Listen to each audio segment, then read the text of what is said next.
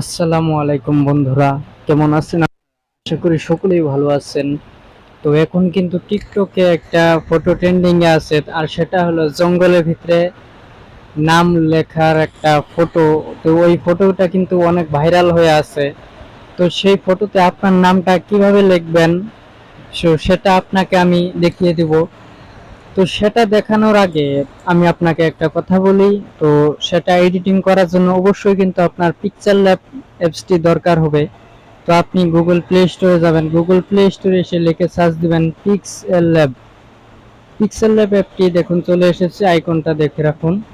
তো এটাই হলো আমাদের পিক্সেল ল্যাব অ্যাপ। তো এটি দিয়ে কিন্তু এডিটিং করতে হবে। তো আমার ডাউনলোড করা আছে, আপনারা ডাউনলোড করে নেবেন। তো এরপরে আপনারা ওই ওই নামটা এডিটিং করার জন্য যে একটা ফন্ট দরকার হবে, তো সেই ফন্টটি আপনারা ডাউনলোড করবেন।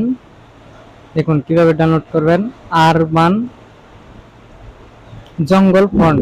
তো এই ফন্টটা আপনাদের ডাউনলোড করতে হবে, না হলে কিন্তু এডিটিং হবে না। তো এই যে দেখুন এরকম স্টাইলের ফন্টটা ডাউনলোড করার জন্য আপনারা এই যে দেখুন এই ওয়েবসাইটটিতে চলে আসবেন। আসার পরে যে এখানে দেখুন নিচে লেখা আছে ডাউনলোড, তো এখানে আপনারা ক্লিক করে দেবেন। তো ডাউনলোড ক্লিক করে দেওয়ার সাথে সাথে কিন্তু ডাউনলোডের পারমিশন চাচ্ছে। তো আমি ডাউনলোড করে নিচ্ছি, ডাউনলোড এগেইন। তো আমি এটা ডাউনলোড করে নিলাম। তো ডাউনলোড কিন্তু হয়ে গেছে। তো ফ্রন্টটা ডাউনলোড হয়ে গেছে, কিন্তু ফ্রন্টটা কিসের ভিতরে রাখবেন? আপনারা চাইলে জঙ্গলের ভিতরেও রাখতে পারেন, অথবা আপনাদের অন্য জায়গায়ও রাখতে পারেন। তো আমি জঙ্গলের ভিতরে রাখতে চাই, তার জন্য আমি একটা জঙ্গলের ফটো ডাউনলোড করে নিচ্ছি।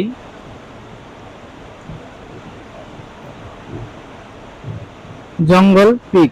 তো এই যে দেখুন জঙ্গল পিক লিখে দেওয়ার সাথে সাথে কিন্তু এরকম একটা ইন্টারফেস চলে আসবে।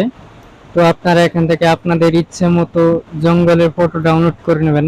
তো আমি এই যে এই ফটোটা ডাউনলোড করে নিচ্ছি, ট্যাব দিয়ে ধরে রাখার সাথে কিন্তু এই যে এখানে লেখা চলে আসবে ডাউনলোড ইমেজ।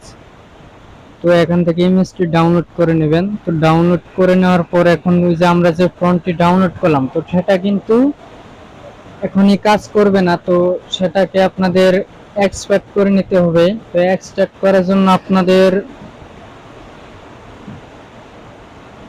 গ্যালারিতে যেতে হবে। এই যে দেখুন ওটা কিন্তু ওই ফন্টটা। তো এটাতে ক্লিক দিবেন, দেওয়ার পরে কিন্তু এক্সট্রাক্ট ফাইল, তো এখানে ক্লিক দিবেন। তো আপনাদের ক্ষেত্রে অন্যটাও হতে পারে, তো আপনারা এটা এক্সট্রাক্ট করে নেবেন। তো কোন ফাইলে রাখতে চান? তো আমি এটার ভিতরে রাখতে চাই। তো এক্সট্রাক্টে ক্লিক করে দিলাম। তো আপনি অবশ্যই খেয়াল রাখবেন যে কোন ফাইলে আপনি রেখেছেন।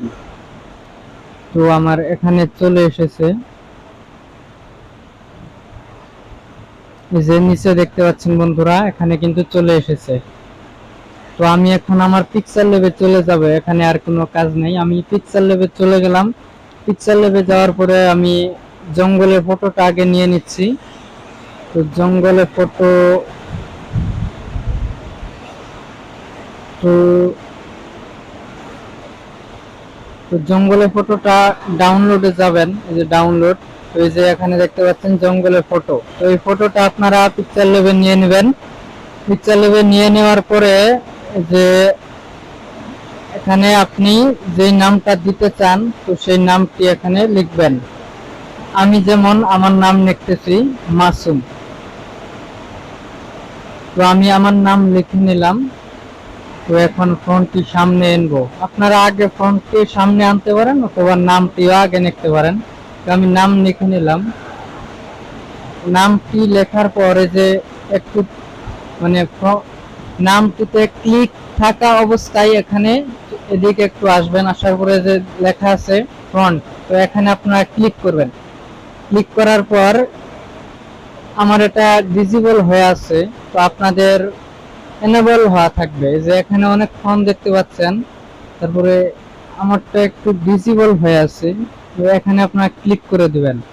আপনাদের ক্ষেত্রে এনেবল থাকতে পারে, আমার মোবাইলের একটু প্রবলেম, তার জন্য ডিসেবল হয়ে আছে। এখানে ক্লিক করবেন মাই ফন্ট। তো এখানে ক্লিক করার পর আমার এখানে আরো অনেক ফন্ট আছে, তো আমি ওই ফন্টটি সামনে আনতে চাই। তার জন্য যে এখান থেকে আপনারা প্লাস, যে প্লাসে ক্লিক করবেন। ক্লিক করার পর আপনার ফন্টটি সামনে আনবেন। তো আপনার ফন্ট কোন জায়গায় রেখেছিলেন সেই ফাইলটিতে যাবেন। তো আমি এই যে DCIM এই ফাইলটিতে রেখেছিলাম।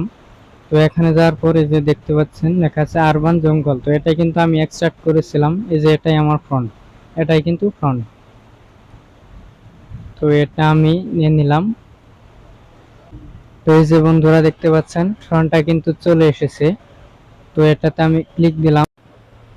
বন্ধুরা দেখতে পাচ্ছেন আমার ফটোটি কিন্তু এডিট করা শেষ। তো দেখতে কিন্তু অনেক সুন্দর লাগতেছে। এরপরে ফটোতে ক্লিক থাকা অবস্থায় আপনারা এই যে এখান থেকে দেখবেন কালার। তো এখান থেকে আপনারা কালার চেঞ্জ করে নিতে পারবেন, আপনাদের ইচ্ছে মতো কালার দিয়ে নেবেন। তো কালার দেওয়া শেষ হয়ে গেলে অবশ্যই আপনাদের গ্যালারিতে নিতে হবে। তো গ্যালারিতে নেওয়ার জন্য আপনারা এই যে উপরে দেখতে পাচ্ছেন একটা আইকন আছে মেমোরির মতো, তো এখানে ক্লিক করবেন। ক্লিক করে দেওয়ার পরে যে দেখতে পাচ্ছেন নিচে লেখা আছে সেভ এস ইমেজ, তো এখানে আপনারা ক্লিক করে দিবেন। ক্লিক করে দেওয়ার পরে যে এখানে দেখতে পাচ্ছেন সেভ টু গ্যালারি, এখানে ক্লিক করে দিবেন। ক্লিক করে দেওয়ার সাথে সাথেই কিন্তু ইমেজটি তো গ্যালারিতে আমি আসলাম। আসার পরে দেখতে পাচ্ছেন বন্ধুরা গ্যালারিতে কিন্তু ছবিটি চলে এসেছে। এভাবে আপনারা আপনাদের ছবি এডিটিং করতে পারেন। তো আজকের ভিডিওটি এই পর্যন্তই ছিল। ভিডিওটি অবশ্যই যদি ভালো লেগে থাকে তাহলে চ্যানেলটি সাবস্ক্রাইব করে দিবেন আর আমাদের পাশেই থাকবেন। দেখা হবে পরবর্তী কোনো ভিডিওতে।